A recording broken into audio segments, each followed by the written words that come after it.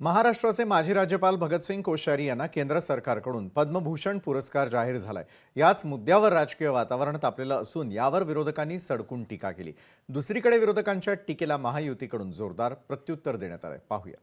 आता पद्मभूषण पुरस्कार हा केंद्र सरकारने जाहीर केलेला आहे। महामहिम माननीय राष्ट्रपती महोदयांच्या हस्ते ते पुरस्कार दिले जातात आणि ते पुरस्कार देताना ज्या व्यक्तींना माननीय व्यक्तींना पुरस्कार दिलेला आहे त्यांचं सगळं आत्तापर्यंतचं केलेलं कार्य, आत्तापर्यंतचं त्यांचं असणारं योगदान, ह्या सगळ्या गोष्टी पाहून तपासून असे मोठे पद्म पुरस्कार दिले जातात। आता पद्म पुरस्कारानं सन्मानित अशा ज्येष्ठ मान्यवर व्यक्तींच्याबद्दल सुद्धा अशा पद्धतीची राजकीय टीका करणं हे काही योग्य नाही। कोश्यारीजी आज त्या राज्याच्या सक्रिय राजकारणातून केव्हाच त्यांनी स्वतःला अलिप्त केलेलं आहे।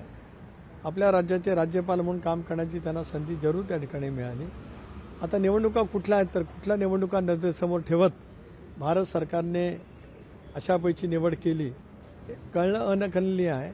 शेवटी टीका करत असतानाच या संदर्भातले असलेले निकष, या संदर्भातलं आत्तापर्यंत केलेली निवड, या सगळ्याचा साकल्याने विचार करण्याची आवश्यकता आहे। भगतसिंग कोश्यारी यांना पद्मभूषण जो पुरस्कार जाहीर झाला आहे, खरं तर त्यांचं अभिनंदन केलं पाहिजे।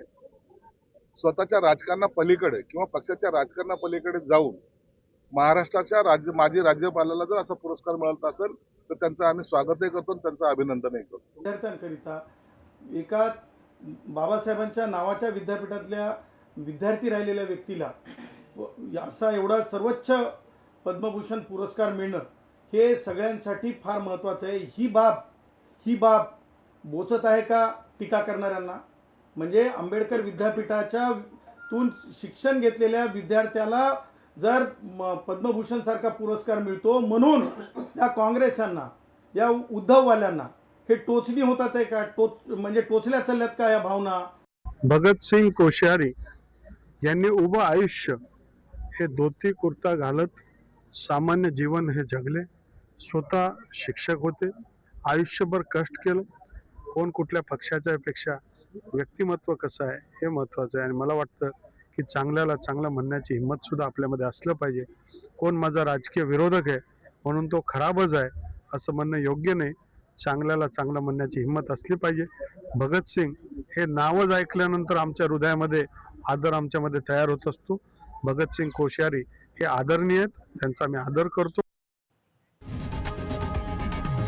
लोकशाही मराठी ऐका, पहा, जागरूक रहा।